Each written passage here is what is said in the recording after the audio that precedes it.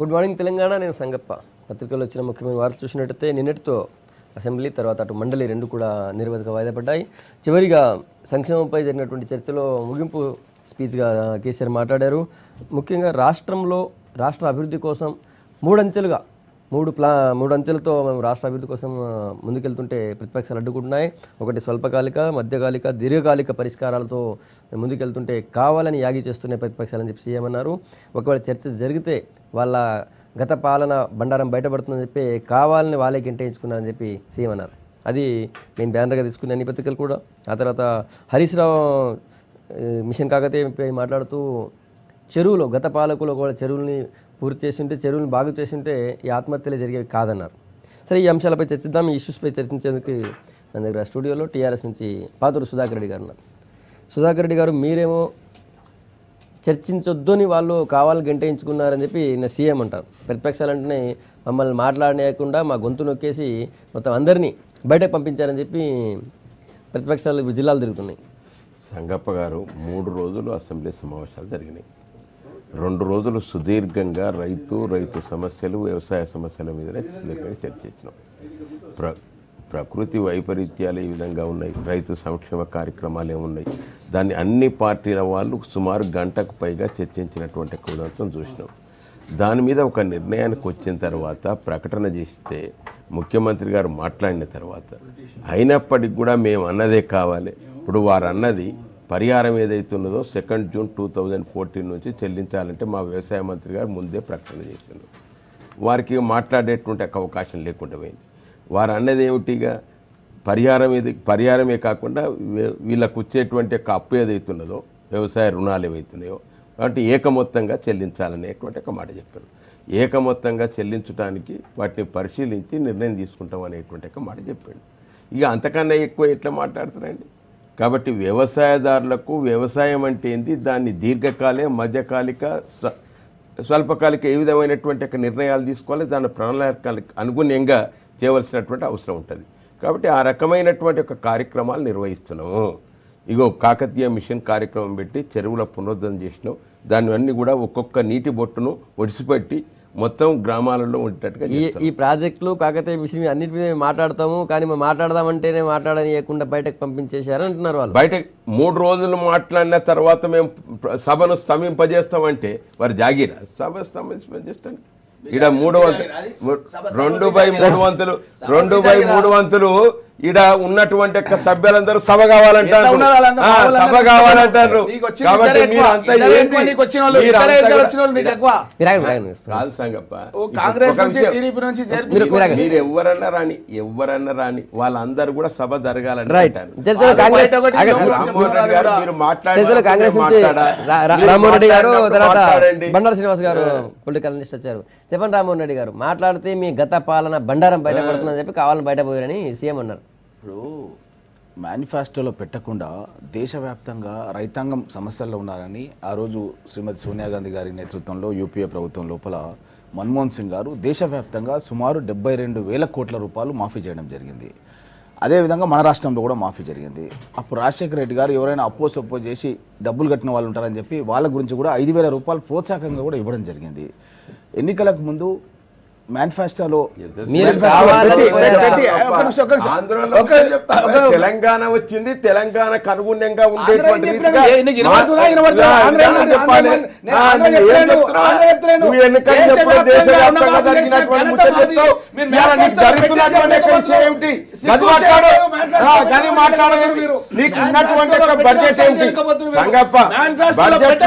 Budget ఆమోదం పొందినప్పుడు వీళ్ళు ఉన్నారు.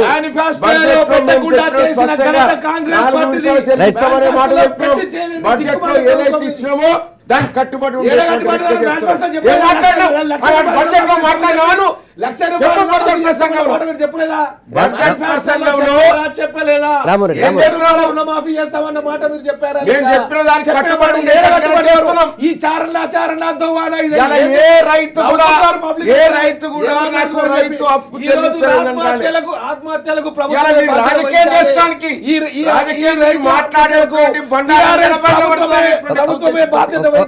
రామ్మోహన్ రెడ్డి గారు ప్లీజ్ మీరు ఇద్దరు ఒకటిసారి మాడితే బయట ఎవరికి ఏమి వినిపించదు. దయచేసి లక్షల మంది ప్రేక్షకులు అదే చూస్తున్నారు. చెప్తున్నాను. వాళ్ళకు మీ వాయిస్ పోవాలి, Yes, yes, మీ yes, అభిప్రాయాలు, yes, మీ yes. ఒపీనియన్ వాళ్ళకి తెలియాలి. చెప్తున్నాను. ఒకరి తర్వాత ఒకరు మాట్లాడాలి. మీరు చెప్పండి. దేశవ్యాప్తంగా కాంగ్రెస్ పార్టీ అప్పుడున్న పరిస్థితి దృష్ట్యా రైతాంగాన్ని ఆదుకోవడానికి 72,000 కోట్ల రూపాయలు దేశవ్యాప్తంగా సోనియా గాంధీ గారు చేశారు. మాఫీ చేయడం అప్పుడు జరిగింది. చేశారు. ఒక నిమిషం, సుధాకర్ రెడ్డి గారు మీరు ఆగండి, అట్లా కాదు. ఈ ఇది ప్రభుత్వం, గొడవ పెట్టుకునే చర్చ కాదు. ఈ దయచేసి అందరు మాట్లాడండి. ఈ ప్రభుత్వం టిఆర్ఎస్ ప్రభుత్వం ఎన్నికలకు ముందు మేనిఫెస్టో లోపల ₹1,00,000 రుణమాఫీ ఇస్తామని చెప్పి ప్రకటించింది. మీటింగ్లలో ముఖ్యమంత్రి కేసీఆర్ ఎన్నోసార్లు చెప్పిండు.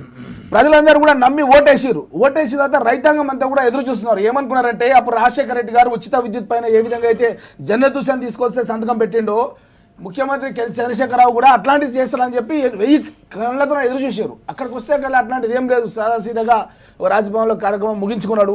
తర్వాత ఒక్కొక్క కార్యక్రమం కాంగ్రెస్ పార్టీ చేసిన అన్ని కూడా దాన్ని ఏ విధంగా క్యాన్సిల్ చేయాలి, ఏ విధంగా చేయాలని చెప్పి ప్రాణహిత చెవులను చూస్తున్నాం. రంగారెడ్డి జిల్లా డిలీట్ చేసిండు. తన సొంత నియోజకవర్గాన్ని పెంచుకున్నాడు. ఫీజు రియంబర్స్మెంట్ డబ్బులు ఇవ్వడం లేదు, ఇండ్ల బిల్లులు పేమెంట్ ఇవ్వడం లేదు. ఇవన్నీ కూడా రైతాంగానికి సంబంధించిన. రైతు కొడుకు ఈరోజు ఇంజనీర్ అవుతున్నాడు, రైతు ఇల్లు కట్టుకుంటున్నాడు. ఈ రైతు ఒకవేళ యాక్సిడెంట్ అయిపోయి హాస్పిటల్కి పోతే కూడా ఈరోజు లెటర్ ఆఫ్ క్రెడిట్ అనేది రద్దు చేసిండు. కాంగ్రెస్ ప్రభుత్వం తీసుకొచ్చిన అన్ని పథకాలను ఏ విధంగా రద్దు చేయాలి, ఏ విధంగా భ్రష్టు పట్టించాలని చెప్పి ముఖ్యమంత్రి కుట్ర పన్నున్నాడు. దాంట్లో భాగంగానే ఈ కార్యక్రమాలన్నీ కూడా చేస్తున్నాడు. ప్రజలంతా కూడా గమనిస్తున్నారు. మేము మీకు కావాల్సింది రైతు సంక్షేమం, ప్రజా సంక్షేమం. ఒక ప్రశ్న, మీకు కావాల్సింది రైతు సంక్షేమం, ప్రజా సంక్షేమం, లేదా మా పేర్లు మా పథకాలు అన్ని ఉండాలన్నా? రైతు సంక్షేమం గురించే ఈ యొక్క రుణాల మాఫీ చేసినాం, రైతు సంక్షేమం గురించే ఇల్లు కట్టించినాం, రైతు సంక్షేమం గురించే ఉచిత విద్యుత్ ఇవ్వడం జరిగింది. మీకై మీరు యాగి చేసి బయటకు పోయినారంటున్నారు సీఎం. దానికి రైతాంగం గొంతాయి రైతుల యొక్క గొంతు మేమైపోయి రైతుల గుండె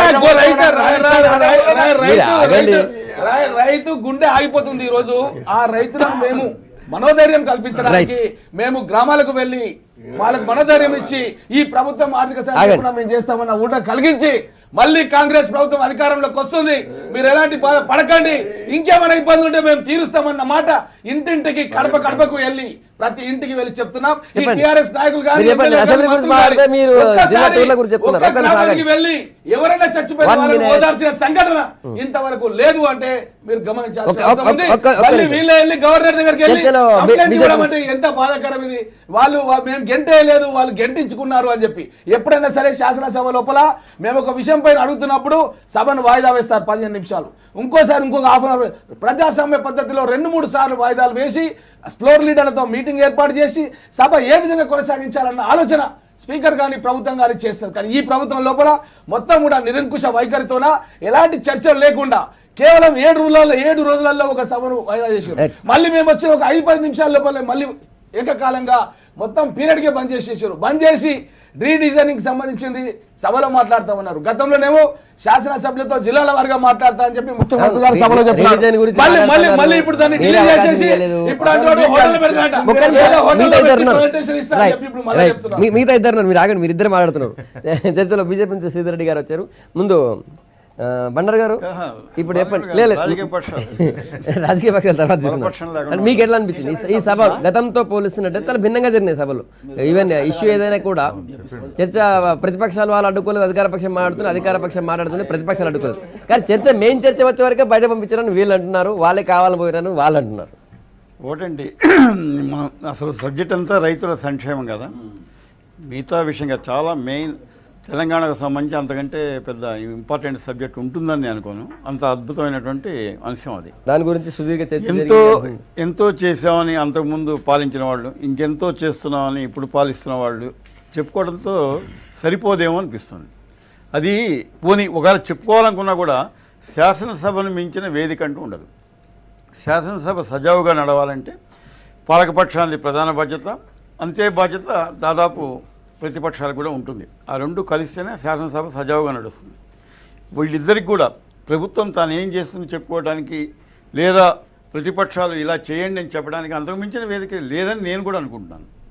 అది వాళ్ళకు కూడా తెలుసు.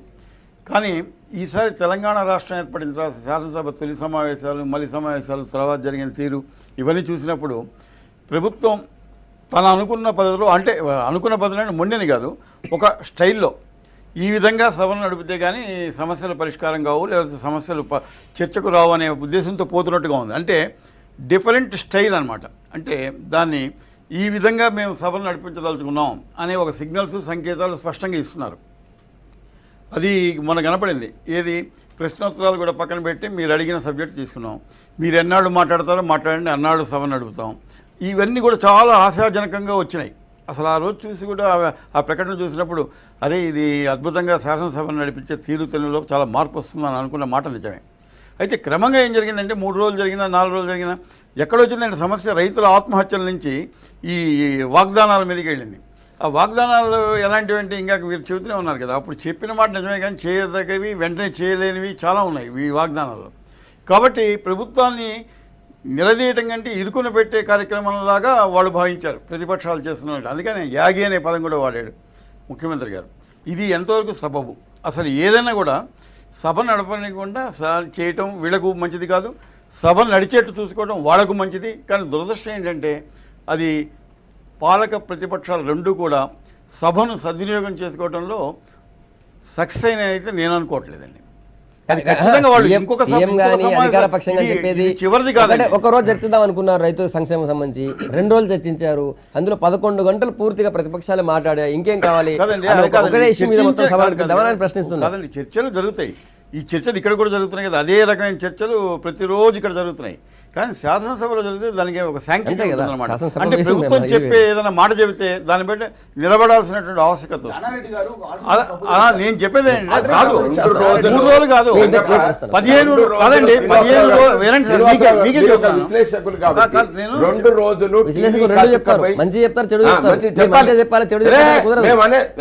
చెప్పాలి అంటాను. 2 రోజులు ప్రజలందరూ కూడా టీవీలో కతుక్కపోయి చూశారు. అబ్బా ఇంత మంచి సమావేశం గత 10 ఏళ్ల నుంచి ఎన్నడూ కనవలేదు, అసలు 10 ఏళ్ల నుంచి ఇట్లా సమావేశాలే జరగలేదు, ఇంత మంచి జరుగుతున్నాయి అనేటువంటి ప్రజల మీద ముఖ్యమంత్రి గారు ప్రకటన ఇచ్చిన తర్వాత ప్రజలకు భరోసా కలిగింది.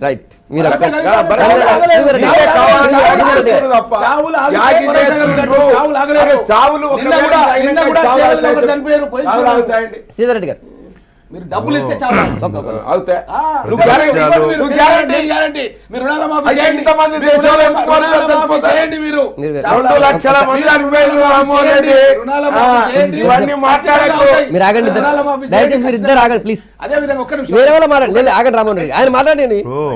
ప్రతిపక్షాలు 11 గంటలు మాట్లాడితే 2 రోజుల్లో ముఖ్యమంత్రి గారు 3 గంటలు మాట్లాడినరు, హరీష్ రావు గారు మాట్లాడినరు, కేటీఆర్ గారు మాట్లాడినరు, దబాయించినరు. కాబట్టి వాళ్ళేం తక్కువే మాట్లాడలే. కాకపోతే వీళ్ళు మాట్లాడిన దాంట్లో మొత్తం రైతు సంక్షేమం గురించి మాట్లాడితే వాళ్ళు ఏం చేసినారు, మేము ఏం చేస్తున్నాం అని చెప్పుకున్నారు. కానీ దీనికి అసలు విషయాన్ని సమాధానం చెప్పలే. ముక్కు ఎక్కడ ఉందంటే ఊరంతా చూపించి తిప్పించే ప్రయత్నం చేసిన తప్పితే అసలు డిమాండ్ గురించి మీరు ఏమన్నా మాట్లాడినారా? కాబట్టి రామ్మోహన్ రెడ్డి గారు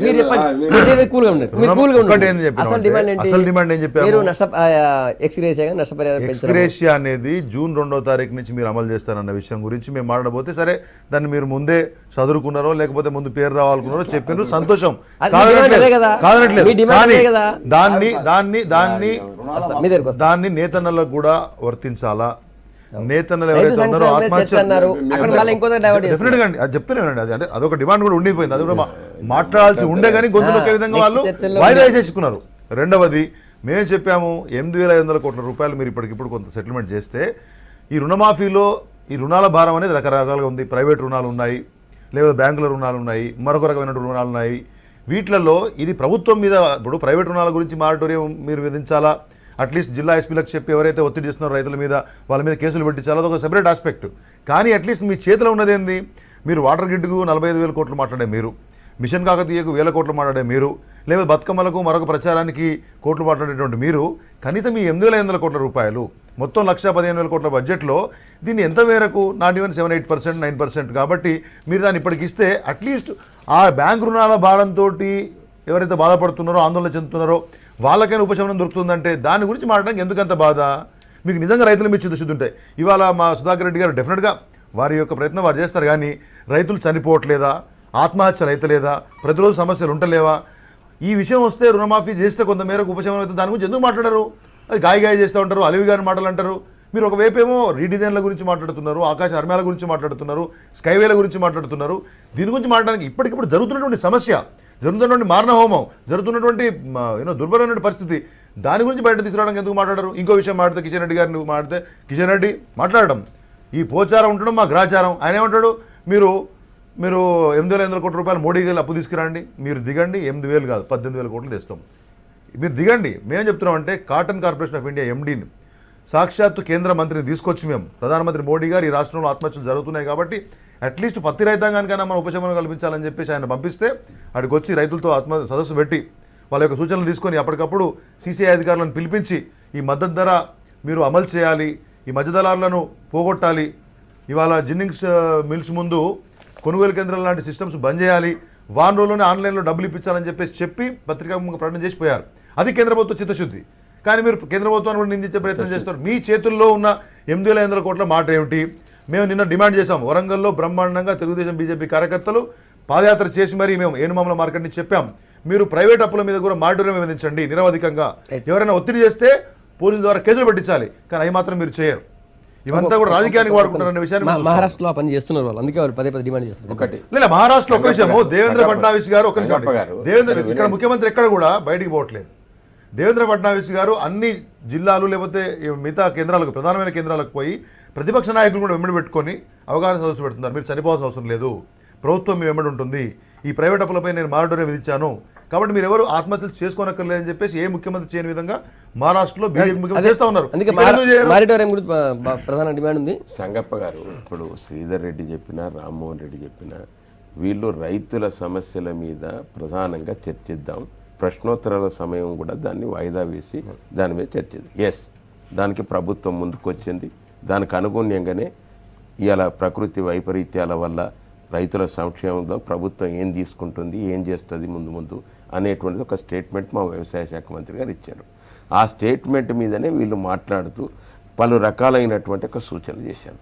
దానికి అనుగుణంగా ముఖ్యమంత్రి గారు మీరు అన్నట్టుగా ఏవైతే ఒకేసారి పంట రుణాలు ఏవైతున్నాయో వాటిని మాఫీ చేయడానికి మేము పరిశీలిస్తున్నాము, పరిశీలించి ఒక నిర్ణయం తీసుకుంటాం అనేటువంటి ఒక మాట చెప్పాను. అదే రకంగా ప్రైవేట్ అప్పులు ఏవైతున్నాయో ఆ ప్రైవేట్ అప్పులన్నింటిని కూడా మారిటోరియం విధించాలన్నా ఏమిటనేది పరిశీలించి ఒక నిర్ణయం తీసుకుంటామని ఇవన్నీ కూడా ప్రస్తావించండి. ఎట్లనైతే ఎందుకంటే మహారాష్ట్ర ముఖ్యమంత్రి గారు మన భౌగోళిక పరిస్థితులకు అనుగుణంగా ఉండేటువంటి ప్రాంతం నుంచి వచ్చినటువంటి వారు కూడా ఆ ప్రాంతంలో ఎట్లా జరుగుతుంది, మన ప్రాంతంలో గట్టిన ఆత్మహత్యలు జరుగుతున్నాయి. కాబట్టి ఆ ఆత్మహత్యలు నివారించడానికి ఎటువంటి చర్యలు తీసుకోవాలి అనేటువంటి ఒక సూచనలు చేస్తే బాగుండేది. ఆ విధంగా చేసినట్టయితే ఒకటే మొండి వాదన తప్ప మొండి వాదన ఇప్పుడు మీరు కూడా ప్రజలు కూడా గమనిస్తున్నారు. నేను ప్రజల దగ్గర గ్రామాలకు వెళ్తే వీళ్ళు ఇరుకున పెట్టడానికి ప్రభుత్వాన్ని ఏదో వైఫల్యం చేసి ఇప్పుడు రామ్మోహన్ రెడ్డి మేము వస్తాం చూడు అన్నట్టుగా కుర్చెప్పుడు లాక్కొని కూర్చుకుందామని అంటున్నట్టుగా కుర్చీ కొరకే వీళ్ళు తాపత్రయం తప్ప పాపం రైతుల సంక్షేమం లేదు, రైతుల ఆత్మహత్య. కాబట్టి మేము అనేది ఏమిటంటే ఇప్పటికైనా మీరు మంచి రైతుల గురించి ఆలోచన చేయాలనుకుంటే ప్రతిపక్షాల వాళ్ళందరితో కూడా మాట్లాడుతున్నాం. ఇప్పుడు దీర్ఘకాలికంగా ఎందుకంటే నీరే ఆధారం రైతుకు, ఆ నీరు గురించి ఏ విధమైన నిర్ణయం తీసుకోవాలి, ఎట్లా నీళ్ళని తీసుకొచ్చి గోదావరి కృష్ణ నీరంతా తీసుకొచ్చి మన పంటలకు వారించాలి అనేటువంటి దాని మీద రేపు సమావేశాలు జరుగుతున్నాయి. ఆ సమావేశాలకు మీరు హాజరై సరి అయినటువంటి సూచనలు ఇచ్చి అదేవిధంగా మధ్యకాలిక మీరు అన్నట్టుగా ప్రైవేట్ రుణాలు ఏవైతున్నాయో వాటిని తప్పకుండా వాటిని ఏ విధంగా మారిటోరియం విధిస్తాం అటువంటి సూచనలు ఇవ్వండి. ఇవాళ స్వల్పకాలికంగా ఇవాళ కాకతీయ మిషన్ కార్యక్రమం తీసుకుంటున్నాం. ఇవన్నీ కూడా చెక్ డ్యామ్ నిర్మాణం జరుగుతుంది, అది ఎరువులు చేస్తున్నాం. ఇటువంటి అన్ని కూడా చాలా మంచి సూచనలు చేసినారు. ఏంటంటే మేము డెట్ రిలీఫ్ యాక్ట్ అనేది ఒకటి తీసుకొచ్చినాము. మీరు డెట్ రిలీఫ్ యాక్ట్ తీసుకొస్తే ప్రైవేట్ అప్పుల నుంచి రైతాంగాన్ని కాపాడొచ్చు అంటే ముఖ్యమంత్రి సభలో లేచి మేము కూడా ఈ శాసనసభ సమావేశాలను తీసుకొస్తామన్న మాట చెప్పినాడు. మరి మెజారిటీ ఉంది ఆయనకు, మెజారిటీ ఉన్నప్పుడు డెట్ రిలీఫ్ యాక్ట్ తీసుకొస్తా అని సభలో చెప్పినాడు. అది మర్చిపోయేసి సభను వాయిదా వేసుకోవడం రైతులకు ఇంపార్టెంట్ ఉన్న సబ్జెక్ట్ అది. అంటే సభ ఏ విధంగా జరుగుతుంది ఈరోజు అట్లీస్ట్ రైతుల విషయంలో ఈ సభలో ఇచ్చిన మాటను కూడా ముఖ్యమంత్రి రైతుల పక్షాన్ని నిలబెట్టుకోలేకపోయిండు అన్న విషయాన్ని మీకు రికార్డ్స్ దగ్గర చూపిస్తున్నాను. ముఖ్యమంత్రి ప్రతిపక్ష నాయకుడు చేసిన సూచనను ఈ శాసనసభ వేదికల్లోనే దానికి మేము ఒక బిల్లు తీసుకొస్తామన్న మాట చెప్పినారు. మరి ఆయనకు మెజార్టీ ఉంది కదా, మెజార్టీ ఉన్నప్పుడు ఆయన బిల్లు తీసుకురావాలి కదా, మేము లేకుండా మరి ఎందుకు తీసుకురాలేడు? రైతాంగం గురించి ముఖ్యమంత్రికి శ్రద్ధ లేదు కాబట్టే ఈ బిల్లు తీసుకురాలేదు. నెంబర్ 1. నెంబర్ 2 మేమేమన్నామంటే ఇతర ప్రాధాన్యత అంశాలు ఉన్నాయి. 1,80,000 కోట్ల బడ్జెట్ ఇది. దీంట్లో మీకు వాటర్ గ్రిడ్ ఉంది, చాలా ఉన్నాయి. ఇప్పుడు వాటర్ గ్రిడ్ లేకుండా ఎవరేం చనిపోవడం లేదు. రైతులు ఎప్పటి నుంచో నీళ్లు తాగుతారు. ఊర్లలో drinking water system already established ఉంది. అది అంత ప్రయారిటీ ఏం కాదు. కొన్ని జిల్లాల్లో వర్షాలు ఎక్కువ పడ్డాయి, ఆ జిల్లాలకు కనీసం మీరు ఆపేసేయండి, వాటర్ గ్రిడ్ టెంపరీగా ఆపేసేయండి, 1-2 ఏళ్ళకి ఆపేసేయండి. 36,000 కోట్ల రూపాయల బడ్జెట్ మీరు పెట్టినారు. ఆ బడ్జెట్లో ఆ జిల్లాలకు ఆపి ఆ డబ్బు 8,000 కోట్ల రూపాయలే. 1,80,000 కోట్ల రూపాయలలో 6-7% ఇది. 6-7% మీరు ఇచ్చేసేయండి వీళ్ళకు. ఆ జిల్లాలకు వెళ్ళి మేము ఈ ప్రభుత్వం తరఫున వకాల్తా పుచ్చుకొని ఇక్కడ రైతులు చచ్చిపోతున్నారు కాబట్టి మీరు ఒక 1-2 ఏళ్ళు ఆగుండి అంటే తప్పకుండా రైతులు ఆగుతారు. వద్దు మాకు ఇప్పుడే కావాలి నీళ్ళని ఎవరు అడిగే పరిస్థితులు లేరు ఇప్పుడు. కాబట్టి ఇతర ప్రాధాన్యత అంశాలు ఏవైతే ఉన్నాయో దాన్ని తగ్గించుకొని దాన్ని రైతు రుణాల మాఫీకి చేయమని చెప్పి ప్రతిపక్ష నాయకుడు జానారెడ్డి గారు చాలా వివరంగా చెప్పారు. అదేవిధంగా ఇంకోటి ఏంటంటే రెయిన్ వాటర్ హార్వెస్టింగ్ గురించి చెప్పినాడు. రెయిన్ వాటర్ హార్వెస్టింగ్ అంటే వర్షం పడ్డ ప్రతి చినుకు రైతు పొలంలోకి పోయే విధంగా తక్కువ ఖర్చుతో కేవలం 2-3 వేల రూపాయలు ఖర్చు పెడితే దాని మూలంగా రైతుల మిషన్ కాకతీయ వాళ్ళు చెప్తున్నది కొండంత చేసేది కాదంటారు.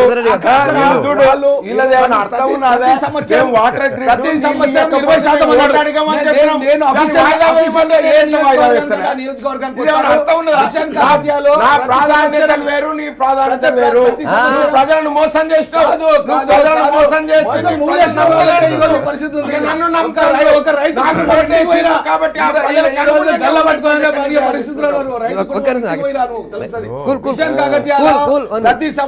సుధాకర్ అన్న ఇంతకుముందు ఎక్స్ప్లెయిన్ చేసింది కదా మొత్తం ఏం చేస్తున్నాం ఎట్లా. ఇది పొద్దున సూర్యుడు పొడిచిండు, కేసీఆర్ గారు చెప్తే పొడిచిండు. మధ్యాహ్నం 12 గంట కొట్టింది, ఇది టీఆర్ఎస్ ప్రభుత్వం చేస్తే గంట కొట్టింది. సాయంత్రం చంద్రుడు వచ్చింది మళ్ళీ రాత్రిపూట, ఇది కూడా టీఆర్ఎస్ ప్రభుత్వం చేస్తే మోడీ చెప్పిందని ఏమంటున్నా ఒకటి గుర్తుపెట్టుకోండి. ప్రభుత్వము చేసేటటువంటి కొన్ని కార్యక్రమాలు వినండి.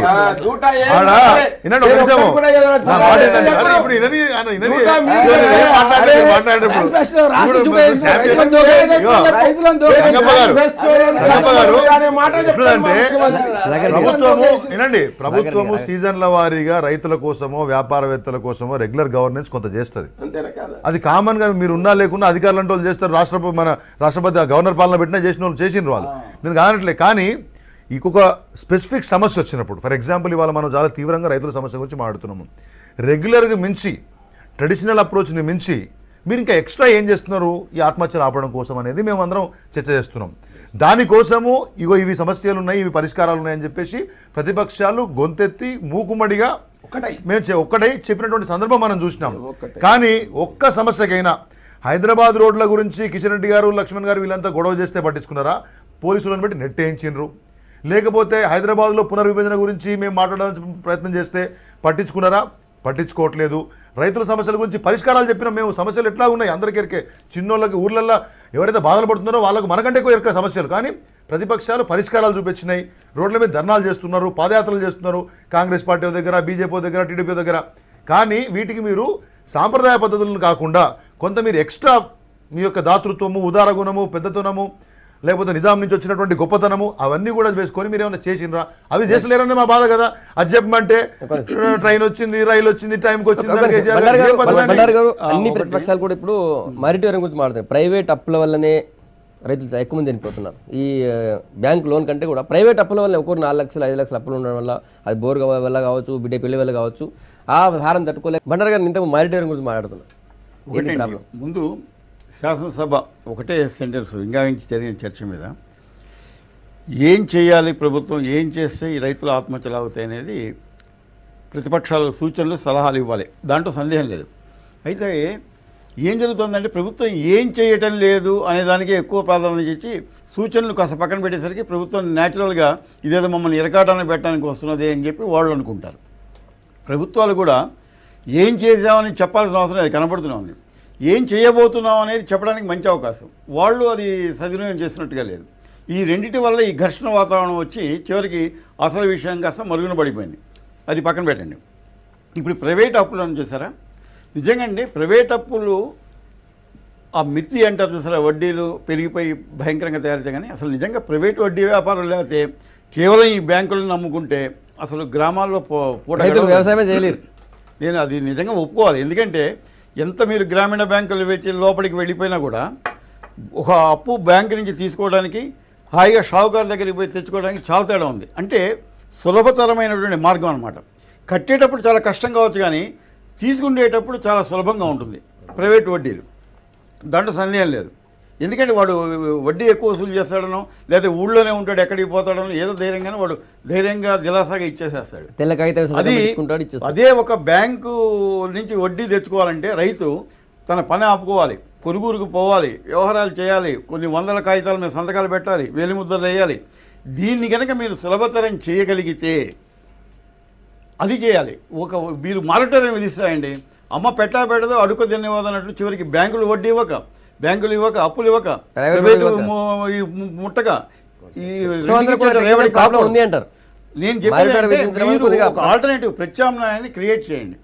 ఇగో ఇక్కడ మేము ఉన్నాం ప్రభుత్వం, మీరేమి ఇబ్బంది పడకుండా మీ గుమ్మంలోనే మేము మీకు సకాలంలో అప్పులు ఇచ్చే ఏర్పాటు మేము చేస్తాం అనేది ఒక ప్రత్యామ్నాయ వ్యవస్థ క్రియేట్ చేసిన తర్వాత మీరు చెప్పిన మారటోరియం అంటే ఒకటి అది చాలా అవసరం.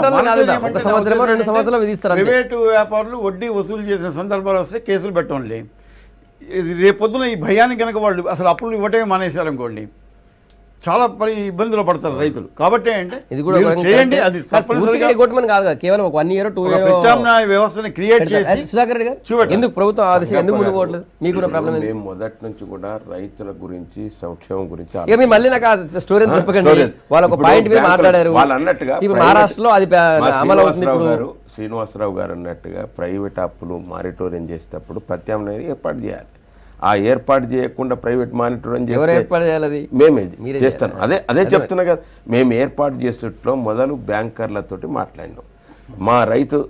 మా ఎవరైతే వ్యవసాయ అధికారులు ఉన్నారో వారు బ్యాంకర్లతోటి సమన్వయపరిచి వారందరూ కూడా బ్యాంకు అప్పులు ఏవైతున్నాయో వాటిని పూర్తిగా వారికి భరోసా ఇచ్చేటట్టుగా వారికి సంబంధించినటువంటి కయ్య మీ అప్పు అంతా కూడా మేమే తీసుకుంటున్నాము అని బ్యాంకర్లతో ఇప్పించేటట్టుగా చర్యలు తీసుకున్నారు మా వ్యవసాయ అధికారులు. ఆ విధమైనటువంటి ఒక కార్యక్రమాలు తీసుకుంటేనే ప్రైవేట్ ఇప్పుడు తీసుకోలేదు ఎవరన్నారు మేము సమావేశాలు నేను పోయి వచ్చిన తీసుకోలేదంటే ఫస్ట్ 25% ఇచ్చినారు, బ్యాలెన్స్ 25% ఇంకా అందలేదు. నాకు బ్యాంక్ అధికారులు రైతులు వచ్చి మా బ్యాంక్ లో కూర్చుంటున్నారు, మీరు ఫైనాన్స్ సెక్రటరీతో మాట్లాడి ఇప్పిండి అని నాకు SMS పెట్టిరు, మీకు చూపించినాను. ఒకటి కాదు రెండు కాదు 11 కోట్ల రూపాయలు అన్ని జిల్లాలు కలిసి కొన్ని వందల కోట్ల రూపాయలు ఇంకా మీరు రెండో వాయిదా మీరు డబ్బులే చెల్లించకుంటే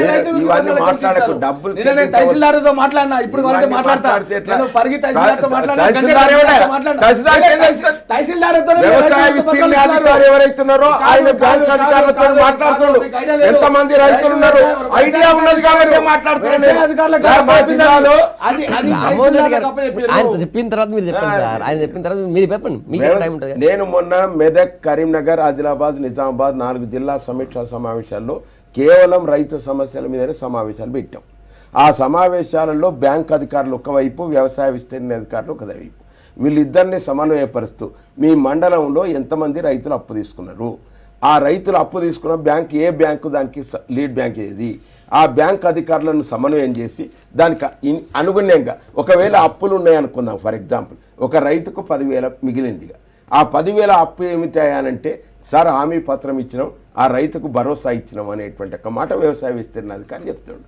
కాబట్టి ఈ రకంగా చర్యలు తీసుకున్నాం. ఇంకా ఏమన్నా ఇబ్బందులు ఉన్నట్టయితే తప్పకుండా వాటికి అనుగుణంగా ప్రైవేట్ మానిటోరియం ఇచ్చేటట్టు కానీ ముఖ్యమంత్రి గారు ప్రకటన చేసిండు. అయ్యా దాని మీద మానిటోరియం చేసేటట్టుగా ఒక చట్టాన్ని తీసుకొద్దాం, మీరు సహకరించుని చెప్పినాక కూడా మీరు సహకరించకుండా మొండిగా మేము చెప్పిన దానికి యాగి చేస్తూ ఈ సభను నడవనీయం అంటే రైతులను కాపాడండి. రైతులు మేము రైతుల పక్షాన రైతుల గొంతై రైతులు ఆత్మహత్యలు చేసుకుంటున్నారు. మా నియోజకవర్గంలో పరిగి నియోజకవర్గంలో 21 మంది చనిపోయినారు. చెట్టుకు ఉరేసుకొని గిరిజనులు రాముడు నాయక్ అనే వ్యక్తి ఆత్మహత్య చేసుకుంటే మన మీడియా మిత్రులు అందరూ కూడా తీసుకొని వెళ్ళి నేను చూపించినాను అక్కడ ఏ విధంగా జరుగుతున్నాయి. భార్యాభర్తలు 2 కపుల్స్ అండి మన ఉమ్మెంతాల్ గ్రామం అదే లోపల ఎందుకు ఇద్దరు ఆయనకు విషయం తెలియదు. బ్యాంక్ అప్పు ఉండటం వల్ల బ్యాంక్ అప్పుల మూలంగా లెటర్ ఉంది, లెటర్ మన ఛానల్ లో చూసాను, లెటర్ ఉంది అంటున్నాను. బ్యాంకు అప్పు ఇవ్వనందు మూలంగా చనిపోయినాడన్న పోలీస్ కంప్లైంట్ వాళ్ళ సోదరుడు. అప్పు రుణమాఫీ జరగలేదు, కాగితాలు బ్యాంకుల నుంచి బయటికి ఇవ్వలేదు, వేరే అప్పు పుట్టలేదు కాబట్టి మా సోదరుడు చనిపోయినాడని చెప్పి వాళ్ళ సొంత అన్న రాసి ఇవ్వడం జరిగింది. ఎమ్మెల్యేను బ్యాంకు దగ్గరికి పోయి రాష్ట్రంలో ఏ ఎమ్మెల్యే చేయలేడు, నేను ఒక్కనే చేస్తా, మీ అధికార పక్షంలో చేయలేదు. నేను మార్కెట్ కమిటీలో మీటింగ్ పెట్టా, వేసే అధికారులను అదేవిధంగా బ్యాంక్ అధికారులు చెప్పాల్సింది ఆర్బీఐ కానీ మా బ్యాంక్ కానీ అన్నమాట. ఆల్రెడీ అనిపించి నీకు ఫోన్ లో కూడా వినిపించిన, గతంలో మర్చిపోయినావు నువ్వు, మళ్ళీ కూడా వినిపిస్తా కావాలంటే మాట్లాడిస్తా, బ్యాంక్ అధికారులతో మాట్లాడిస్తా. నువ్వు కనుక ఇప్పుడు తనకు హామీ నేను దేనికంటే దానికి కట్టుబడి ఉన్నా, నేను చెప్పిన ప్రతి మాట నిజం. ఈ రోజు నువ్వు కనుక కట్టుబడి ఉంటే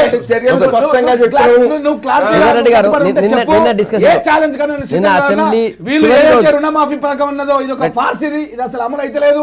ఎక్కడ చిన్న భిన్నంగా ఒక బ్యాంక్ ఆర్ఎం స్థాయి అధికారులే మా దగ్గరకు వచ్చి, అది రైతులు మా దగ్గరకు వస్తున్నారు, మాకు అర్థం కావడం లేదు, ఇది మీరు ఫైనాన్స్ సెక్రటరీ రామకృష్ణారావు గారితో మాట్లాడి ఆ డబ్బులు రిలీజ్ చేయించాడని చెప్పి నాకు SMS పెడితే నేను మీ అందరికి చూపించినాను. దీని విషయంలో రామ్మోహన్ రెడ్డి గారు సగం మాఫీ అయింది, ఇంకా సగం కూడా కాలేదు అని అంటున్నాను. కాలేదు, 50% సంబంధించిన నిధుల్ని వాళ్ళు బ్యాంకులో జమ చేశారు. అది ఖాళీ చెప్తున్నారు వాళ్ళు, అది మీరు ఆగండి, ఎందుకు కాలేదు చెప్పండి, మీరు ఆగండి, మీరేం డిసైడ్. ఎందుకు కాలేదంటే వీళ్ళు అస్తవ్యస్తమైనటువంటి వాళ్ళ ప్రణాళిక, ఆ ప్రణాళిక అయితే ఉందో రైతులకు గతంలో కాంగ్రెస్ ప్రభుత్వం ఒకేసారి రుణమాఫీ జరగనుంది చేశారు. ఒకసారి 20% అన్నారు, ఒకసారి 20%, 20% తీసేసి 12.5% అన్నారు.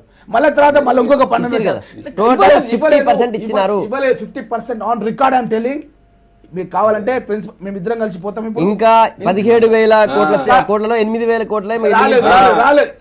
అది రైతులకు చేరలేదు, అది రైతులకు చేరలేదు. మీ డిమాండ్ కూడా 50% డిమాండ్. ఆ 50% రోజు చేస్తున్న ధర్నాలు కూడా 50%, మిగిలిన 50% ఒకేసారి మాఫీ చేయండి మీ డిమాండ్. మీ డిమాండ్ వాళ్ళ డిమాండ్ అన్నది జీవో ఇచ్చినారు, జీవో ఇచ్చినారు.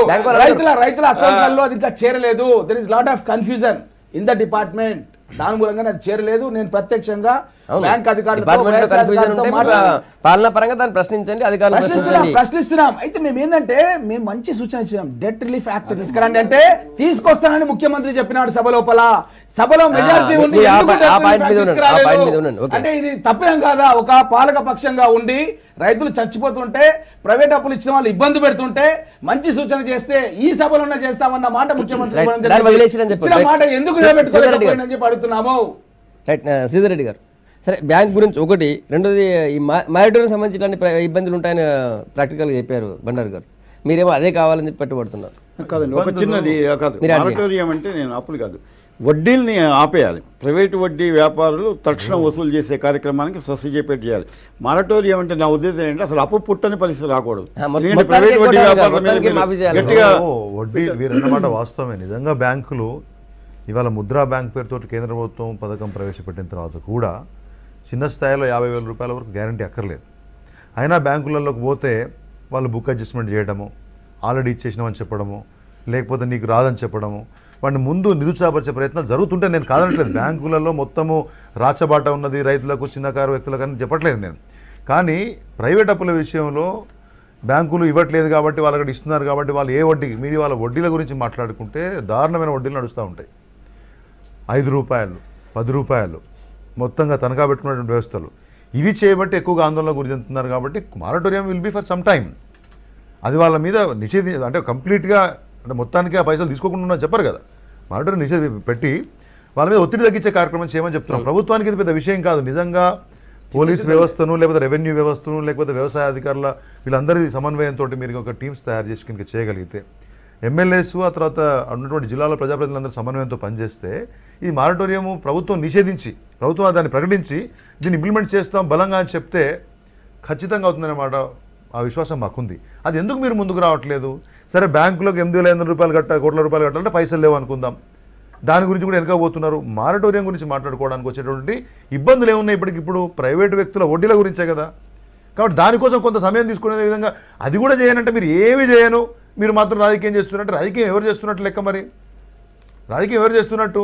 అసెంబ్లీని వాయిదా వేసుకొని పోవడము, నిరవధికంగా వాయిదా వేసుకొని పోవడము, ప్రతిపక్షాలు లేకుండా అసెంబ్లీ నడుపుకోవడము, దాంట్లో మీరు ప్రసంగాలు ఇచ్చుకొని గవర్నర్ దగ్గర పోయి గవర్నర్ కూడా తప్పుదారి పట్టించే ప్రయత్నం చేయడము, ఇవన్నీ దేనికి సంకేతాలు? ఇది ఏకపక్ష ధోరణికి సంకేతాలు. దీని గురించి కూడా ప్రశ్నించొద్దా? అసలు ప్రతిపక్షాలు మాట్లాడొద్దు, లక్ష్మణ్ గారు మాట్లాడొద్దు, కిషన్ రెడ్డి మాట్లాడొద్దు, దయాకర్ రావు మాట్లాడొద్దు. ఎవరు మాట్లాడితే మీరే మాట్లాడుకుంటేంది? అండ్ అపోజిషన్ మీరే, రూలింగ్ మీరే అయినప్పుడు మరి ఎందుకు అప్పుడు తెలంగాణ భవన్లో పెట్టుకోండి meeting. There is no requirement of assembly and secretariat. ఈ సరైన పద్ధతి కాదు కదా. సంగప్ప గారు 2 రోజులు వ్యవసాయ సమస్యల మీదనే మాట్లాడదామని అన్నారు. 2 రోజులు బీజేపీ లీడర్ ఆయన 1 గంట సేపు మాట్లాడాడు. లక్ష్మణ్ మాట్లాడాడు, కిషన్ రెడ్డి మాట్లాడాడు. అది మాట్లాడు కాదు అసెంబ్లీలో. ఇంకేం మాట్లాడతారో అర్థమైతేనే లేదు. ఈ విధంగా మాట్లాడిన తర్వాత ఇగో మేము ఈ కార్యక్రమాలు చేసినాము అని మా ముఖ్యమంత్రి గారు స్పష్టంగా స్టేట్మెంట్ ఇచ్చాడు. స్టేట్మెంట్ ఇచ్చిన తర్వాత 3వ రోజు జరుగుతుంది 2 రోజులు అయిపోయినాయి కదా. 2 రోజులు అయినప్పటికీ కూడా మళ్ళీ 3వ రోజు ప్రశ్నోత్తరాల సమయం వచ్చే వరకు మేము ప్రశ్నోత్తరాల సమయం జరగనీయం. మీరే చెప్పినారు బిజినెస్ అడ్వైజరీ కమిటీలో 1 రోజే మనం ప్రశ్నోత్తరాల సమయాన్ని వాయిదా వేద్దాం, మిగతాదంతా బిజినెస్ యాజ్ ఇట్ ఈజ్గానే నడుస్తుందని చెప్పారు. మీరు నడవనీయలేదు. 2వ రోజు జరగనీయలేదు. 2వ రోజు కూడా దాని వ్యవసాయం మీద మాట్లాడదామంటే మాట్లాడింది. 3వ రోజు జరగనీయలేదు. 4వ రోజు జరగనీయను అంటే ఏమన్నట్టండి? వీళ్ళకి ఎంత చిత్తశుద్ధి ఉన్నదండి? ప్రైవేట్ అప్పుల గురించి, మారిటోరియం గురించి ముఖ్యమంత్రి గారు ప్రకటన చేసిండు. ఇదే సభలో బిల్లు తెస్తామని మాట్లాడి అయినా కానీ మీకు ఓపిక లేదా?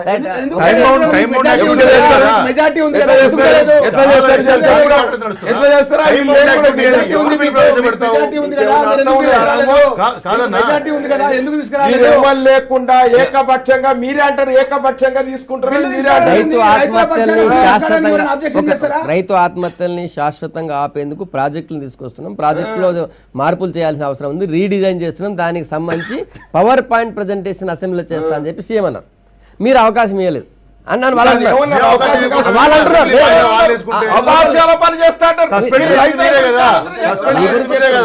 మీరు ఆగండి. అయితే ఇప్పుడు బయట ఏదో హాల్లో కానీ హోటల్ కావచ్చు, లేకపోతే ఎంసెచ్ఆర్లో ఎక్కడో ఒక దగ్గర మీ ఫ్లోర్ లీడర్లని మీడియా అందరి సమక్షంలో రీడిజైన్ గురించి చెప్తా అంటున్నారు సీఎం. ఇప్పుడు వింటారా లేదా? రీడిజైన్ యాక్సెప్ట్ చేస్తారు లేదా? 2 శాసనసభ సమావేశాల్లో కూడా ముఖ్యమంత్రి గారు జిల్లాల వారీగా, ప్రాజెక్టుల వారీగా ఎమ్మెల్యేతో మీటింగ్ పెడతా అన్న మాట గత 2 శాసనసభ పక్షాల్లో రికార్డులో ఉంది. నేను విన్నాను. ముఖ్యమంత్రి గారు మాట ఇవ్వడం జరిగింది, ఆ మాట నిలబెట్టుకోలేదు. 2 శాసనసభలలో కూడా చెప్పిండు, గతంలో చెప్పిండు, అంతకుముందు కూడా చెప్పిండు, అది నిలబెట్టుకోలేదు. నెంబర్ 1. నెంబర్ 2, ఏ పెద్ద ప్రాజెక్ట్ అయినా సరే, రీడిజైన్ అయినా సరే, చరిత్రలో ఎక్కడ కూడా డైరెక్ట్ అసెంబ్లీలో పెట్టారు. ఫస్ట్ ఫ్లోర్ లీడర్స్తో మాట్లాడి కన్సాలిడేట్ చేసుకొని ఆ అంశాన్ని తీసుకొచ్చేసి మళ్ళీ తర్వాత అసెంబ్లీలో పెడతారు. ఇది లేకుండా ఆయనంతట ఆయనే జిల్లాల వారిగా ఎమ్మెల్యేలతో మాట్లాడుతున్న వ్యక్తి మాట్లాడకుండా అసెంబ్లీ అన్నాడు. అసెంబ్లీలో కూడా ఇప్పుడు ప్రతిపక్షాలు రైతులదే మాకు ఇప్పుడు ప్రాధాన్యత ఉంది, ఫస్ట్ మీరు రైతుల గురించి భరోసా కల్పించాలి అన్నప్పుడు ఒకటేమో లాంగ్ టర్మ్ ప్లానింగ్, ఒకటేమో షార్ట్ టర్మ్ ప్లానింగ్. ప్రాజెక్ట్ అన్నది ఇప్పుడు స్టార్ట్ చేస్తే 10 ఏళ్లకో 5 ఏళ్లకో రైతులు చనిపోతున్నారు, ఉరేసుకుంటున్నారు, రైళ్ల కింద రైతులకు భరోసా కల్పించాలి. గురించి మాడుకుంటే మనం వెనుకకు నడుస్తాం. ఆల్రెడీ మీరు రీడిజైన్ల మీద చర్చ చేసిండ్రు, ప్రాణహిత సేవలు ఇక్కడ కట్టనని చెప్పిండ్రు, ఇంకో దగ్గర కడతానని చెప్పిండ్రు, మొత్తం అన్ని పత్రికలకు చెప్పేసి రచ్చ అయ్యి లొల్లి అయిపోయిన తర్వాత ఇప్పుడు నేను పవర్ పాయింట్ ప్రజెంటేషన్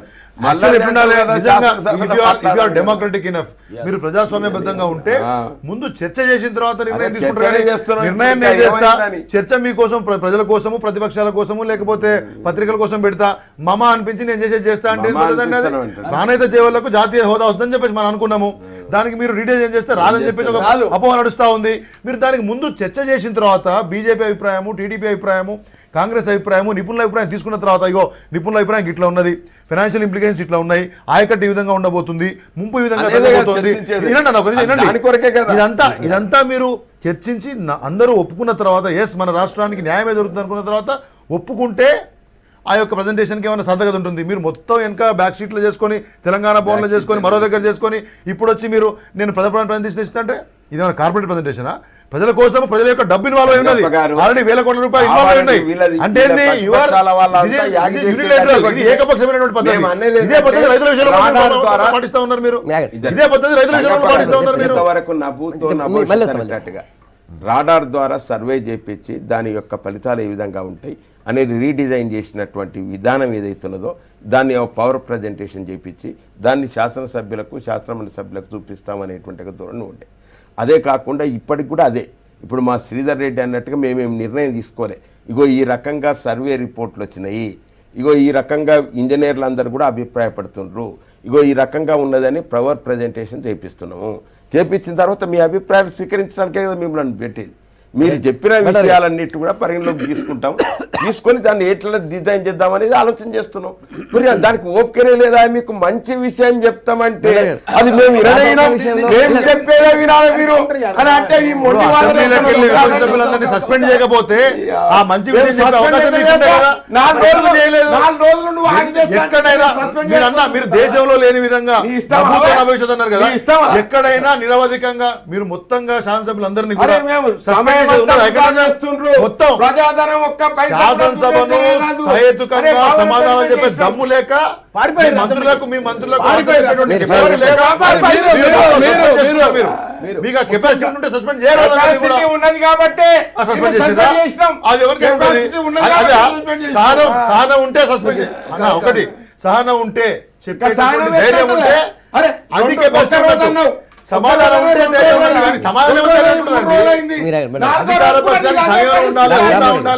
ప్రభుత్వ పరిపాలనా విధానం ఏ విధంగా ఉండాలంటే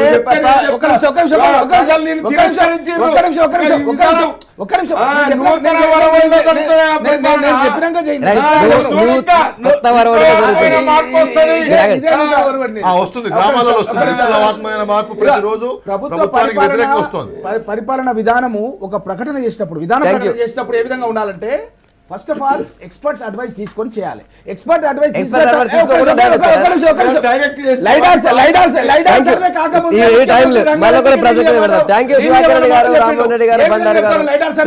గుడ్ మార్నింగ్ తెలంగాణలో మీ అభిప్రాయాలు చెప్పినందుకు. రేపు మార్నింగ్ మళ్ళీ ఇదే టైం కలుద్దాం. Stay tune.